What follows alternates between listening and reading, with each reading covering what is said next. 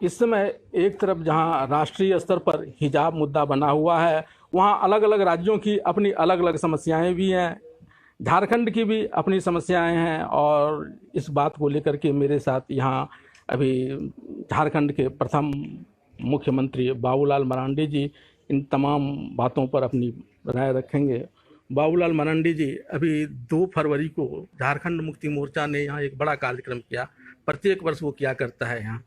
उसमें उन्होंने, मुख्यमंत्री हेमंत सोरेन ने कहा कि पिछले किसी भी सरकार ने झारखंड के लिए कुछ नहीं किया, जो कुछ कर रहे हैं यही कर रहे हैं और आगे भी यही करेंगे। इनसे बढ़कर के कोई न्यायप्रिय, लोकप्रिय और जन कल्याणकारी सरकार अभी तक झारखंड में बना नहीं। तो आप लोग को पूछना चाहिए था ना, क्या क्या काम किया। आप लोग पूछते।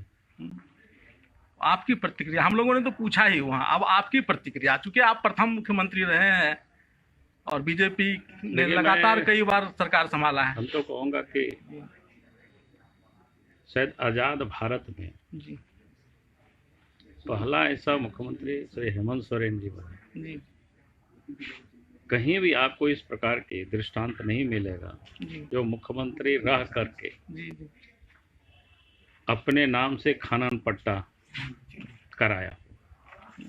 तो अगर हेमंत सोरेन बोलता है कि पिछली सरकार ने नहीं किया, तो स्वाभाविक है कि भाई कोई भी सरकार, मैं झारखंड के ही नहीं कह रहा हूँ, पूरा देश में मैं कह रहा हूँ, कोई भी सरकार ऐसा नहीं है, कोई भी मुख्यमंत्री ऐसा नहीं है जो अपने नाम से मुख्यमंत्री रहते हुए पद का दुरुपयोग किया हो और फिर अपने नाम से खनन पट्टा लीज लिया। ये तो एक तो बहुत बड़ी बात है भाई। आप जब कोई खुद कह भी रहा है, हम भी उसी बात को कह रहे हैं, हम कोई अलग से बात नहीं कर रहे। तब अच्छा, उन्होंने जो अपनी न्यायप्रियता की बात कही और अभी आप मॉब लिंचिंग की भी बात कर रहे थे, और झारखंड मुक्ति मोर्चा ने ही एक कानून भी लाया था, उसको लेकर के क्या कहेंगे? हम क्या कहेंगे, हमने तो बता चुके। 2 घटना तो तुरंत मॉब लिंचिंग का ये जो कानून बने, ऐसे तो पूरे राज्य में जब से हेमंत सोरेन की सरकार बनी है संभवतः 8-9 ऐसी मॉब लिंचिंग की घटनाएं हुई, अलग अलग जगहों पर अलग अलग। कथनी करने लेकिन ये कानून बनने के बाद सिमडेगा की घटना और बरही की घटना तो तुरंत है, ताजा है, और सरकार भले तो मानने को तैयार नहीं। अगर हम सब लोग सिमडेगा भी नहीं गए रहते, यहाँ भी हम लोग नहीं गए रहते, तो सब अपराधियों को पकड़ते नहीं, उतना भी नहीं पकड़ते। वो तो मामला को रफा दफा करने पर लगी हुई है। वही मुख्यमंत्री आपने देखा कि जब धनबाद में हमारे कार्यकर्ता धरना पे बैठे हुए थे, एक लड़का आया तो वहाँ प्रवोक कर रहे थे, उसको पकड़ के थोड़ा लड़का लोगों ने पीट दिया, पीट करके वहाँ के पुलिस को हैंड ओवर भी कर दिया। और उसके बाद हेमंत सोरेन को गया तो तुरंत ट्वीट किया, फिर उसकी गिरफ्तारी हुई, और इसके बाद तो यहाँ तो बिल्कुल मौन धारण किए हुए।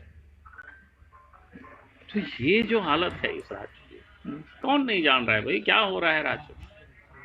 तो इसलिए तो मैं बार बार कहता हूँ कि हेमंत सोरेन अपराधियों से घिरे हुए हैं पूरी तरह से, और इसलिए कोई कार्रवाई नहीं हो रही है। अभी झारखंड के मुख्य सचिव ने, ये आज के अखबार में भी आया था, कि 4 जिले में कोयले की अवैध जो निकासी हो रही है, उसका परिवहन हो रहा है, इसको लेकर के क्या कहेंगे? और पिछले दफा तो बसंत सोरेन ने यहाँ तक कहा था कि अगर थाना नहीं बात मानता हो तो फिर गुरुजी के उदाहरण देते हुए उसको जो है डंडे से पिटाई करनी चाहिए। ऐसी बातों पर क्या कहेंगे? देखिए, 4 जिला क्या, पूरे झारखंड में ही खनिज की लूट हो रही है। मैं चोरी शब्द तो बहुत अच्छा शब्द है। अच्छा। चोरी तो छुप के लोग कोई उठा करके सामान ले जाते, चोरी करते। यहाँ तो लूट हो रही है भाई, और लूट भी सरकार लुटवा रही है, जो बैठे हुए लोग लुटा रहे हैं। कहीं उनके भाभी लगे हुए, कहीं उनके भाई लगे हुए हैं, कहीं उनके क्या बोलते हैं, और भी उनके शागिर्द में जो लोग हैं वो सारे लोग लगे हुए हैं लूट, अपने कहीं लगे हुए हैं। कौन इसमें नहीं जानता है भाई।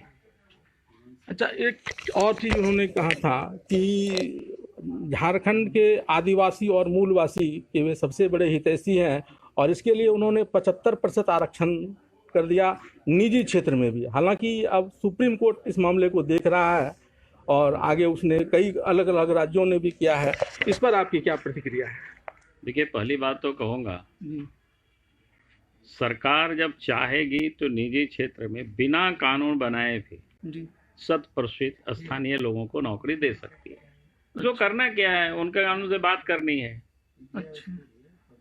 और आपने घोषणा तो कानून की अब छोड़ दीजिए। मैं तो कहता ना, जब पहली बजट सत्र में सरकार ने प्रावधान किया था, वो भी कानूनी बना। बजट क्या कहते हैं, वित्त मंत्री ने अपनी बजट भाषणों में कहा।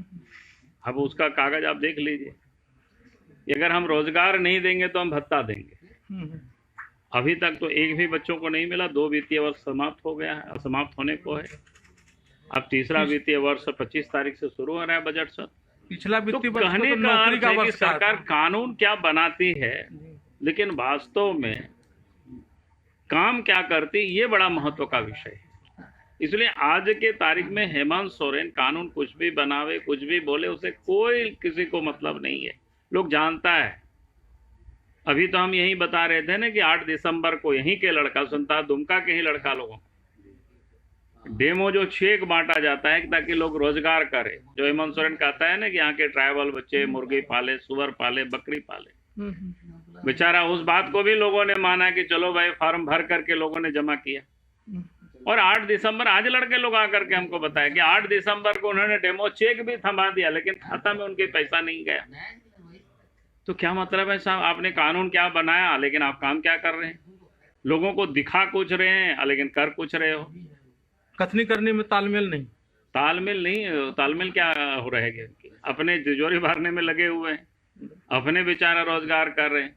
कुछ दिन पहले हम पाकुड़ गए थे तो लोग बोला था कि शायद उनके पत्नी के नाम से कोई पेलोडर वगैरह चलता है कोयला खदान में। मुझे तो नहीं पता, लेकिन वहीं के लोगों ने बताया। क्या सच है मैं नहीं कह सकता। इधर अभी जब देखे, जब मुख्यमंत्री अपने नाम से अगर खनन पट्टा ले सकते हैं तो तब हमें विश्वास हो रहा है कि शायद उनकी पत्नी के नाम से भी वहाँ पेलोडर चलती हुई कोई बड़ी बात ही नहीं है। झारखंड में पंचायत चुनाव 2 वर्ष से लंबित है। इस पर अभी तक कुछ नहीं हो रहा है। एक तो अभी तक सरकार ने विलंब किया, अब एक नया पेच उसमें फंस सकता है, वो ट्रिपल टेस्ट का, ओबीसी को रिजर्वेशन देने के मामले पर। आपका क्या मानना है इसमें? कि देखिए, कोई चीज नहीं फंसेगी। सरकार चुनाव कराना नहीं चाह रही है। 1 साल से तो अधिक हो गया ना, 2 साल। हाँ, तब चुनाव उनको कराने चाहिए। केंद्र सरकार ने भी दबाव नहीं बनाया।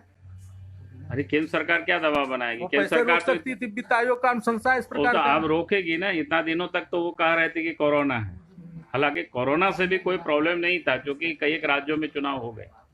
और फिर ये दलीय आधार पर चुनाव होता नहीं है तो कोई रैली, प्रदर्शन, धरना तो होता नहीं है इसमें। डोर टू डोर प्रत्याशी होते हैं, वो कैंपेन करते हैं। तो इसलिए इसको कोई मतलब ही नहीं था, क्योंकि इनको अफसरों से सीधे पैसा वसूलना था विकास योजना के। और हमें तो यहाँ तक पता है कि सरकार में बैठे हुए लोगों को प्रत्येक पंचायत से 10 और 15 हजार रुपया 2-3 महीना में, जैसे कोई मोबाइल में लोग 28 दिन 45 दिन का जो रिचार्ज करते हैं ना, वैसे ही रिचार्ज करा रहे हैं इसमें से। अभी 5 राज्यों में चुनाव भी चल रहा है, उसमें हिजाब का एक मुद्दा आ गया है। ये हिजाब कर्नाटक से शुरू हुआ और कई राज्यों में फैला। बंगाल के मुर्शिदाबाद में तो गोलियां चल गई। झारखंड में भी इन दिनों कई स्कूलों में जानबूझ करके हिजाब पहनने की बात सामने आ रही है। पार्टी पर ही ज्यादा आरोप लगता है कि वही चुनाव के वक्त में ऐसे मुद्दे उभारती है राजनीतिक लाभ लेने के लिए। ये तो अजीब बात है। कर्नाटक में स्कूल तो पहले से भी चल रहा था। पंजाब, केसरी, बिहार, झारखंड पहले बिना हिजाब के लड़की लोग जा रही। मामले पर बाबूलाल मरांडी की फिर चुनाव के समय ही आखिर इन लोगों को किसने भेजा? तो बीजेपी उसमें कहाँ से दोषी है? स्कूल प्रबंधन ने उनको कहा कि अंदर आपको हिजाब लेके आइए स्कूल में, लेकिन क्लासरूम में आप उसको मत पहनिए, अपना बैग में रखिए। उसमें बीजेपी कहाँ से आ गई? तो ये जो है ना कि लोग सोते जागते बीजेपी ही, मोदी ही, जोगी ही उनको याद आते हैं, इसलिए लोग सारे लोग परेशान हैं, और कुछ नहीं है। एक और चीज, आप अटल बिहारी वाजपेयी के समय में भी मंत्रिमंडल में रहे हैं, केंद्रीय मंत्रिमंडल में रहे हैं, झारखंड के मुख्यमंत्री रहे हैं, और अभी केंद्र में नरेंद्र मोदी की सरकार है।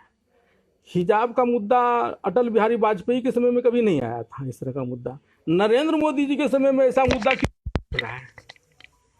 अब उन लोगों को पूछिएगा ना भाई, स्कूल तो पहले से भी था, पहले भी ड्रेस में लोग जाते थे, लेकिन मोदी के समय में ही वो लोग हिजाब पहन के काहे गए? तो उन लोगों से पूछिए ना, ये हमसे पूछ रहे हैं, हम कैसे बताएंगे?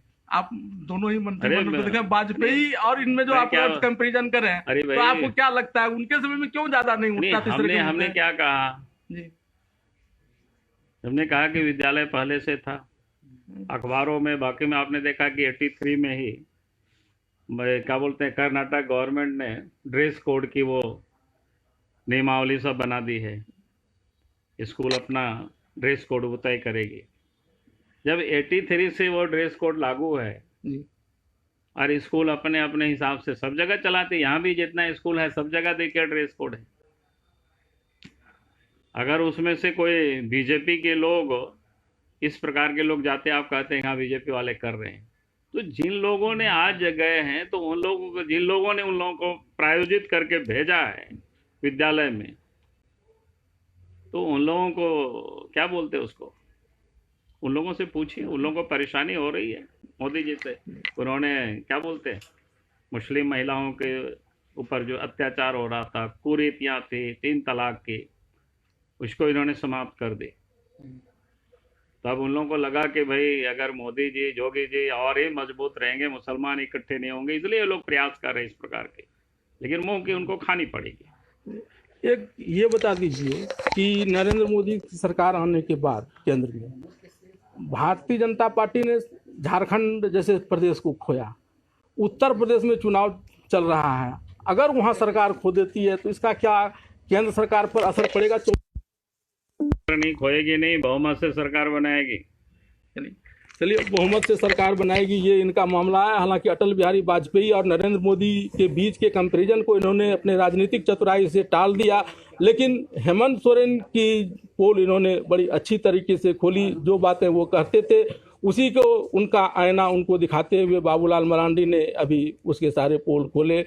और अंत में इस कोरोना संक्रमण के समय आप स्वस्थ रहें, प्रसन्न रहें और वैक्सीनेशन कराएं। पंजाब केसरी के लिए दुमका से वीरेंद्र कुमार झा।